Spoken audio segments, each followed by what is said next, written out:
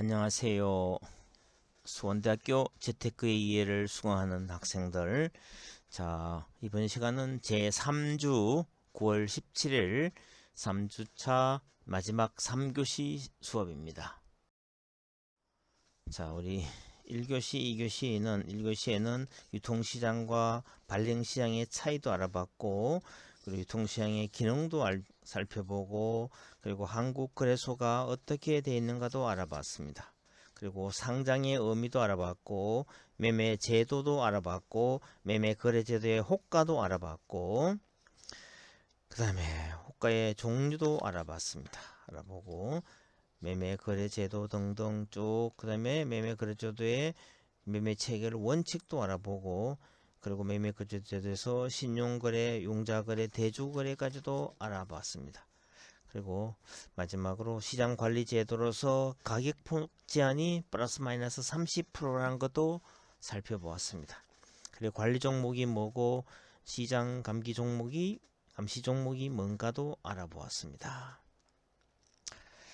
자, 그러면은 우리가 마지막으로 알아볼 내용은 시장 관리 제도라는 겁니다. 시장 관리 제도가 뭔가도 한번 살펴보겠습니다. 개별 종목이 매매가 되다가 거래가 중단되는 경우도 있고, 시장 전체가 거래가 중단되는 경우 등등 여러 가지가 있을 수 있습니다. 자, 여기서 한번 우리가 살펴보면은 첫 번째 개별 종목의 매매 거래 중단을 한번 살펴보겠습니다.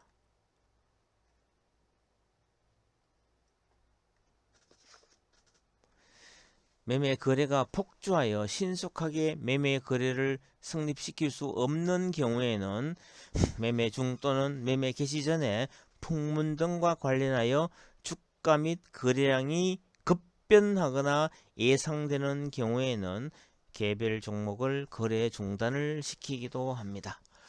자, 그런 경우는 그렇게 흔하지 않고 시장 전체의 매매 거래가 중단되는 경우는 비일비재하게 일어날 수가 있습니다.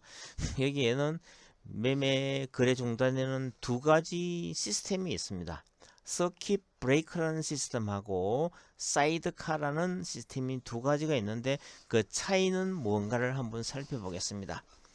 자, 서킷 브레이크라는 개념은 뭐냐면은 현물 시장, 그러니까 선물이 아니고 현물 시장에서 주가 지수가 전일보다 8%가 하락을 하는 경우에 1분 이상 하락해서 1분 이상 지속되는 경우에도 서킷 브레이크 해가지고 매매 거래를 중단을 시키는 경우도 있습니다.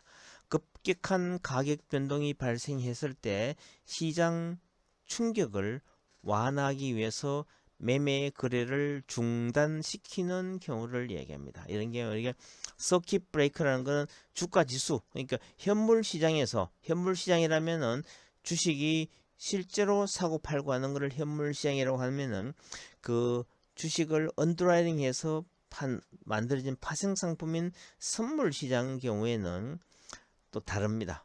자, 현물 시장에서 주가 지수가 전일 대비 8% 이상이 급변했을 때는 우리가 서킷 브레이크를 작동을 하게 되는 겁니다.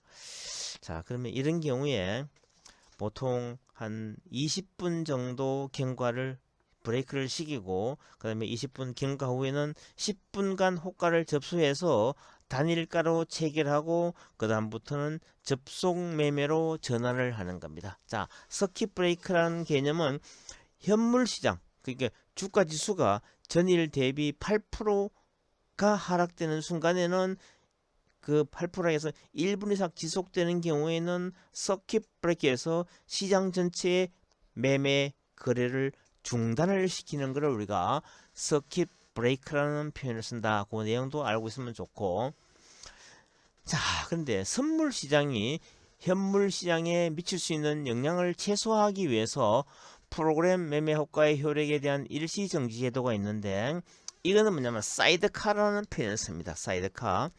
주가 지수 선물 가격이 전일보다 5% 이상 상승을 하거나 5% 이상 하락을 해서 1분 이상 지속을 되는 경우에도 매매를 중지시키는 경우가 있습니다. 자, 다시 한번 정리하면 서킷 브레이크라는 개념은 현물 시장에서 주가 지수가 8% 이상 하락해서 1분 이상 지속되는 경우에는 거래를 20분 정도 중지를 시켰다가 10분간은 단일 가격으로 쭉 줌을 모아서 단일 가격으로 형성시켜서 접속 매매를 시작하는 것을 서킷 브레이크라고 한다면, 서킷 브레이크는 현물 시장에서 주가 지수의 변동 때문에 생기는 것을 서킷 브레이크라는 표현을 쓰고, 선물 시장에서 전일 대비 지수가 주가 지수 선물 가격이 5% 이상 상승을 하거나 하락을 했을 때 우리 그 매매를 정지시키는 것을 사이드카라는 표현을 쓴다. 그렇게 알면 되겠습니다. 사이드카와 서킷 브레이크는 현물 시장에서 주가가 움직였을 때 매매 거래를 중단시키는 것을 서킷 브레이크라는 표현을 쓰고, 선물 시장에서 선물 가격, 주가지수 선물 가격이 5% 그다음에 이상 우리가 또 알아야 될 상승을 거는 하거나 배당락이라는 개념과 지속하는 권리락이라는 개념을 이 알아야 됩니다. 선물 지수는 자, 현물 시장에 배당 빠른 기준- 영향을 미치기 배당 때문에 기준일인 이때 결산일이 지난 후에는 사이드카라고 한다. 매입한 그런 사람이 개념만 알고 배당을 받을 수 없는 상태를 배당락이라는 표현을 씁니다. 자, 예를 들면은 우리가 배당을 할 때 12월 31일 현재의 주식을 보유한 사람인 경우에는 배당을 받을 수 있지만 12월 31일 현재 주식을 보유하고 있지 않으면은 배당을 받을 수가 없는 겁니다. 자, 그래서 우리가 아까 전 주식 매매의 결제는 매매 당일로부터 T+2일에 결제가 된다고 얘기를 했죠. 자, 예를 한번 들어보겠습니다. 자, 12월 마지막 날인데 마지막 연말에는 한 2, 3일 정도 주식시장이 문을 닫습니다. 예를 들면 자 30일부터 문을 닫는다고 가정하면 29일까지 주식시장이 열리지 않습니까? 그럼 29일부터 역산을 해가지고 28일, 27일 날 만약 그 사이에 주말이 없다고 생각하면은 27일 날 주식을 사게 되면은 29일 날 자기 계좌로 주식이 들어오는 겁니다. 그죠? 들어오면은 12월 31일 이전에 본인 계좌의 주식을 보유하고 있기 때문에 그 주식을 산 사람 경우에는 배당을 받을 수가 있습니다. 그죠? 받을 수 있는데 만약에 28일 날 주식을 산 사람은 자 29, 30, 31일 날 계좌에 주식이 들어와야 되는데 31일과 1월 1일은 공휴일이고 연말에 장이 열리지 않기 때문에 이때는 주식은 1월 2일 날 돼야 자기 계좌에 들어오기 때문에 29일 날 주식을 샀는 사람 경우에는 배당을 받을 수가 없죠. 그때 28일과 29일의 하루 사이에 가격이 떨어지는 것을 우리가 배당락이라는 표현을 씁니다. 배당락. 그죠? 자, 우리 박스를 한번 읽어보면은 3월 결산법인인 경우에 3월 31일이 결산일이기 때문에 3월 29일까지 주식을 매입해야 31일 기준으로 주주명부에 등재되어 배당을 받을 수 있습니다. 3월 30일 이후 매입자의 경우에는 이 거래일이 결제가 되어 배당받을 수 있는 권리가 사라지기 때문에 우리 교과서에 나왔는 A처럼 3월 29일 날 사면은 배당이 붙어있기 때문에 배당부라는 표현을 쓰고 30일 날 주식을 매매하면 배당이 없기 때문에 배당락이라는 표현을 씁니다.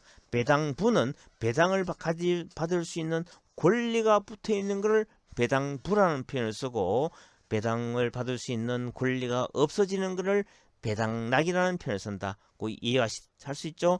배당부는 배당을 받을 수 있는 권리가 있는 주식을 배당부라는 표현을 쓰고 배당받을 수 있는 권리가 없는 거를 배당락, 락하면 떨어질 락이기 때문에 배당락이라는 표현을 씁니다.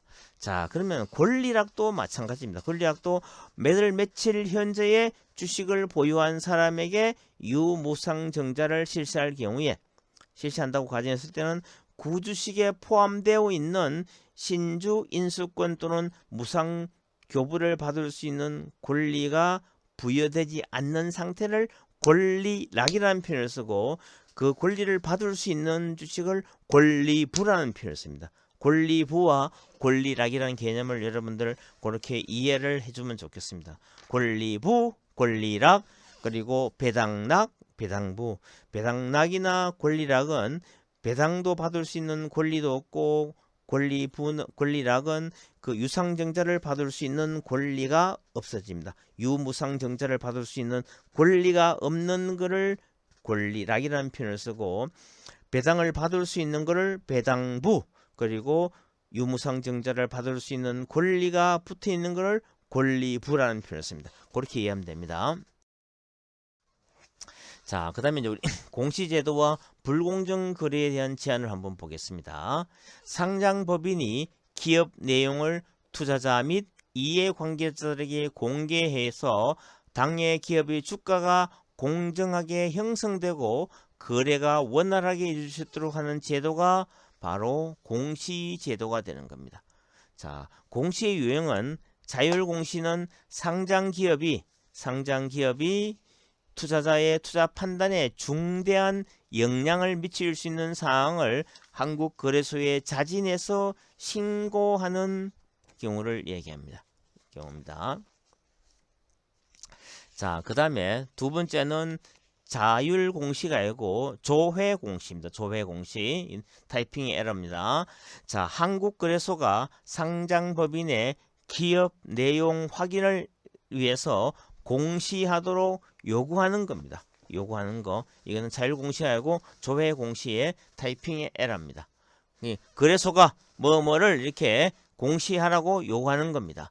예를 들면은 어떤 그 풍문이, 이 기업에 부도가 난다는 설이 있으면은 그 기업에게 이런 부도 설이 있는데 그 회사 보고 공시하라고 이렇게 요구를 하는 겁니다. 자, 그 다음에 공정공시는 특정인에게 투자 관련 정보를 제공하기 전에 거래소에 신고하여 공시하는 제도를 우리는 공정공시라는 표현을 씁니다. 자, 불승신 공시나 조치를 했을 때는 공시 불이행, 공시 번복, 공시 변경 시는 벌점 또는 징계 제도를 받게 되는 겁니다. 자, 이것도 되게 여러분들 항상 우리가 투자를 하면은 그 기업에 어떤 공시를 하는 것도 리얼타임으로 한번 점검을 해보는 것이 상당히 필요하다고 볼 수 있는 겁니다. 자, 그리고 마지막으로 공시제도에 또 불공정 거래에 어떤 게 있습니다. 내부자 거래의 제한이라는 게 있습니다. 정보에 접근이 용이한 내부자들이 독점적인 정보를 이용해서 거래하는 것을 막기 위한 제도입니다. 자, 내부자라고 이야기하면은 그 회사의 임직원도 내부자에 속할 수 있고, 그 기업을 회계감사하는 공인회계사도 있을 수 있고, 그 기업에 만약에 법률 자문해주는 변호사가 있다면 변호사도 내부자에 해당되는 겁니다. 그래서 내부자 거래는 여러분들 상당히 엄하게 소위 처벌하기 때문에 함부로 미리 공시하기 전에 독점적인 정보를 이용해서 그 주식을 매수한다든가 매도하는 것을 막기 위한 제도입니다. 자, 엄청나게 예를 들면 어떤 기업이 매출액이 한 1000억 매년 하고 있는데 갑자기 추가로 1000억 이상의 수주를 받는다든가 새로운 프로젝트를 만약에 생겼을 경우에는 그 기업에는 대개 호재성이기 때문에 주가는 많이 올라갈 가능성이 많은 겁니다. 그럼 내부자를 알면은 미리 주식을 사놨다가 그 공시가 발표되면 주가가 쫙 올라갔을 때 팔고 나와서 시세 차익을 얻는 것을 다른 일반 투자가들한테도 똑같은 기회를 줘야 되기 때문에 그런 게 미리 알고 발표하기 전에 만약에 그거를 매수했을 경우에는 항상 내부자 거래에 걸리기 때문에 항상 제한을 받게 되는 겁니다. 자, 그러면 자, 공시가 난 후에 매수하는 거는 규정상 문제는 없는 겁니다. 공시가 됐기 때문에 이 시장에서 주가가 올라갈 건지 내려갈 건지 시장이 판단하는 문제이기 때문에 알 수가 없는 겁니다. 또 예를 들면은 이 회사가 되게 안 좋은 어떤 엄청난 계약을 했는데 계약이 전부 다 취소됐다. 그러면 주가는 빠질 수밖에 없잖아요. 그런 경우도 미리 내부적인 정보를 알고 갖고 있는 주식을 매도했을 때도 똑같이 내부자 거래로 제한을 받는 겁니다. 자, 그 다음에 시세 조정의 금지라는 게 있습니다. 시세 조정의 금지라는 게 있는데 정권 시장에서 인위적으로 정권의 시세를 변동시키는 행위를 금지하는 겁니다. 자, 통정매매, 가장매매, 공모조작 행위 등인데 통정매매라는 건 뭐냐면 서로 짜고 치는 고스톱이란 말이죠. 서로 예를 들면은 한 사람이 지금 현재 주가가 평균이 10,000원인데 자, 하루에 변동폭이 30%가 움직일 수 있다겠죠. 그러면 어떤 사람이 20% 올려서 12,000원에 팔자, 12,100원에 사자 해가지고 서로 두 사람끼리는 서로 사고 팔고 물건은 그대로 왔다 갔다 하면서 시세만 올리는 경우가 생기는 겁니다. 이런 경우는 보통 통정매매라는 표현을 쓰고 가장매매는 실제로 매수할 의향이 없는데도 불구하고 예를 들면은 현재 시세가 10,000원인데 자기는 한가에 사겠다 해서 7,000원에 쫙 뭐 소위 몇백만 주 사자 주문을 내놓는 겁니다. 이 사람은 절대로 그 가격에 살 의향이 없지만 설마 이 기업의 주가가 하한까지 안 갈 거라 생각하면서 내놓는 겁니다. 그리고 설령 또 이 기업의 주가가 10,000원이 13,000원까지 안 가겠지만 13,000원에 팔죠. 쫙 내놓는 겁니다. 그러면 오악 사람들이 일반 투자가들이 이 팔자 물량이 되게 많이 나온다고 생각하면 미리 매도를 해서 주가를 떨어뜨리기도 하기 때문에 실제로 가장이라는 것은 가짜 매매잖아, 그죠? 실제로 매매가 되지 않지만 매매가 되는 것처럼 이렇게 조작을 하는 그런 걸 우리가 가장매매라는 표현을 쓰는 겁니다. 통정매매는 서로 짜고 치는 그런 매매를 통정매매라고 얘기를 합니다. 그죠? 공모 조작 행위 등등 이런 등등이 있습니다.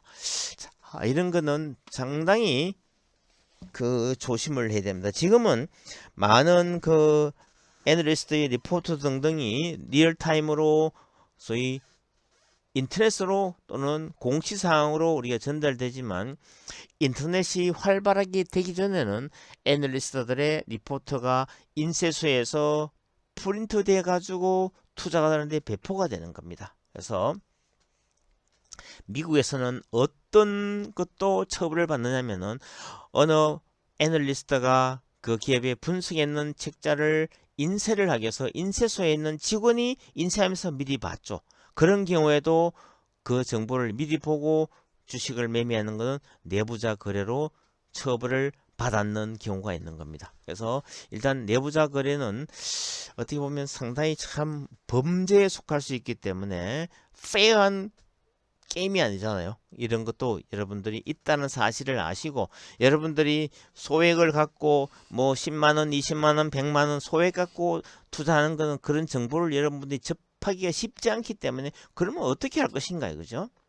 자, 이 기업이 과연 지금 현재 트렌드에 맞는 사업을 하고 있는가도 봐야 되는 겁니다. 봐야 되고 꾸준히 이 기업의 매출이 꾸준히 늘어나고 있는지. 자, 예를 들면은 어떤 식품 회사인데 그 회사에서 나오는 식품이 되게 많이 팔린다. 어떻게 아느냐? 우리가 이마트나 롯데마트나 홈플러스에 가서 쭉 보면 이 제품이 불티나게 팔리는 경우 같으면 아, 이 기업은 뭔가 소비자로부터 인기를 얻기 때문에 수요가 많기 때문에 많이 팔린다. 그러면 이 기업은 앞으로 주가가 매출이 늘어나기 때문에 이익도 발생하고 주가가 올라갈 가능성이 많다 싶어서 본인은 그걸 통해서 판단해가 주가 사는 이런 작업은 절대로 내부적 거래하고 전혀 관계가 없는 거죠. 시장에서 이렇게 형성되어 있기 때문에 자기는 시장을 읽고 이렇게 매수를 해보는 겁니다. 그죠? 항상 내부자 거래라는 거는 혹시나 여러분들 친구가 그 기업에 임직원으로 있다 손치더라도 그 내부자가 여러분한테 전화해서 뭐 좋다 카드라 사라 했을 경우에 만약에 사서 대박을 쳤을 때는 여러분들도 내부자 거래의 혐의로 걸릴 가능성도 있기 때문에 여러분들 상당히 조심을 해야 된다고 얘기를 하고 싶습니다. 자, 마지막에 장외시장을 한번 보겠습니다. 장외시장이라는 개념은 장내시장과 장외시장을 나눌 수 있는데 장내시장은 우리가 거래소시장이라는 표현을 씁니다. 자, 거래소시장은 일정한 장소에서 매매가 이루어집니다. 일정한 장소라면은 우리가 거래소라는 시스템을 통해서 증권사 단말기를 통해서 주문이 나가는 겁니다. 그 증권사 단말기를 주문내는 방법은 우리가 직접 전화로 증권사 직원한테 주문내는 방법도 있고 현장에 가서 그 자리에서 지점이나 증권사에서 주문내는 방법도 있고 아니면 집에서 홈 트레이딩 하는 방법도 있고 웹 트레이딩 하는 방법도 있고 요새 스마트폰이기 때문에 스마트폰 트레이딩 하는 방법도 있는 겁니다. 자, 매매 방법은 경쟁 매매로 이루어지고 매매 가격은 일물일가. 한 물건은 그 시점에는 한 가지의 가격으로 정해지는 겁니다. 매매 대상은 상장증권입니다. 근데 장외시장은 그 매매 장소가 제한이 없습니다. 주로 증권사에서도 하기도 하지만 어디 바깥에서 해도 전혀 문제가 되지 않습니다. 매매 방법은 상대 매매를 하는 겁니다. 그리고 매매 가격은 일물다가의 법칙입니다. 한 물건이지만 사는 사람에 따라서 파는 사람에 따라서 가격은 여러 가지가 일어날 수 있고 매매 대상은 주로 비상장 증권의 대상이 되는 겁니다. 자, 장외시장의 기능은 어떤 것이 있는가 하면 비상장 증권에 시장성을 부여함으로써 거래소 시장 전 단계의 기능을 하고 거래소 시장의 기능을 보완해서 시기, 기한, 장소에 구애받지 않고 거래가 되는 겁니다. 거래소와 경쟁적인 관계의 역할을 하는 겁니다. 아직 상장되기 전인데 대단히 훌륭하고 성과가 좋은 기업 같으면 장외시장에서도 어느 정도 인정을 받을 수 있는 겁니다. 그래서 거래소와 경쟁적인 관계를 한다고 볼 수 있는 거고, 자, KOTC 시장이라는 거는 유가증권 시장과 코스닥 시장, 코넥스 시장의 상장 요건을 충족하지 못하는 비상장 법인이 발행한 주식에 유동성을 부여하기 위해 조직화된 장외시장이다. 이렇게 알면 됩니다. 아직까지 여러분들은, 우리 학생들은 장외시장은 분석하기도 쉽지가 않습니다. 장외 종목은. 그래서 일단은 여러분들이 시작을 할 때는 장내 시장, 거래소에 시장되는 거래되는 그런 종목을 중심으로 여러분들이 일단 뭐 아주 소액 금액에 몇십만원, 몇백만원에도 소액 금액으로 여러분들 경험을 쌓고 여러분들 그 종목 분석도 해보고 기업에 대한 여러 가지 상품도 어떤 상품이 잘 팔리고 있는지도 알아보고 공부를 엄청나게 많이 합니다. 아까 교수님이 수업 시간에 얘기했죠. 주가라는 건 거기에 대한 모든 팩트, 모든 여러 가지 여건을 종합해서 나타나는 하나의 가격이기 때문에 주가가 올라가고 주가의 극대화가 그 기업의 목적이라고 얘기했죠. 목표. 이기 때문에 이 주가라는 건 아주 민감합니다. 주가는 살아있는 생물처럼 움직이는 거기 때문에 여러분들 조금 신경을 써야 될 것 같습니다. 자, 오늘 우리가 1, 2, 3교시에 거쳐서 유통시장에 관한 공부를 쭉 했습니다. 그죠? 했기 때문에 다시 한번 우리 정리 유통시장과 소위 발행시장의 차이도 알아봤고 한국거래소의 구조도 알아봤고 상장제도, 매매거래제도, 매매거래의 호가도 가격에 따라서 다르다는 거 알아봤고 호가의 종류, 지정가, 호가, 시장가, 호가도 알아봤고 그리고 경쟁매매, 상대매매도 알아봤고 매매거래제도, 매매체결 원칙도 알아봤습니다. 그리고 매매 거래 시간도 알아봤고 신용거래라는 거 알아봤고 우리가 아까 그 관리 제도에서 서킷 브레이크와 사이드카가 뭔지도 우리 알아봤습니다. 그리고 배당락이 뭐고 그리고 배당주가 뭔지도 알아보았습니다. 그죠? 알아봤기 때문에 여러분들 쭉 한번 공부를 해보고, 자, 다음 시간에는 우리가 지금 교과서에 없는 내용이지만 교과서 우리 주가 정보 이해라는 제목으로 들어갈 건데, 여기에 우선 기업을 분석하는 것을 한번 공부를 한번 교과서에 보다도 앞서 가지고 한번 해보겠습니다. 자, 왜냐면 기업 분석을 해야 되기 때문에 우리 교과서에 나와 있는 여러 가지를 좀 쉽게 설명해서 여러분들 다음 시간에는, 자, 우리 재무제표도 한번 보겠습니다. 재무제표에는 어떤 것이 있는지, 그 재무제표를 통해서 우리가 재무 비율 분석을 어떻게 할 건지도 한번 공부했는데, 여러분들 혹시나 2019년도 말 우리나라의 가장 큰 화장품 회사인 LG생활건강과 아모레퍼시픽의 상장의 감사 보고서를 한번 프린트를 해봤으면 좋겠습니다. 그 가운데서 재무제표, 재무상태표, 포괄손익계산서, 현금흐름표, 이익여금 처분계산서, 자본변동표 주석이기 때문에 감사보고서를 어느 회사도 괜찮습니다. LG생활건강이나 아모레퍼시픽의 감사보고서를 한번 프린트를 해가지고 한번 보면서 교수님이 15가지 비율을 어떻게 우리가 구하는지에 대해서 간단히 살펴보는 시간을 갖도록 하겠습니다. 자, 오늘 이 시간으로서 3주째 강의를 마치고 1주 동안 여러분들 편안하게 쉬었다가 오늘 이 강의 내용을 들었는 가운데서 가장 감동적인 거 한두 가지를 단톡방에 올리는 학생에 한해서 출석으로 인정을 하겠습니다. 자, see you next week.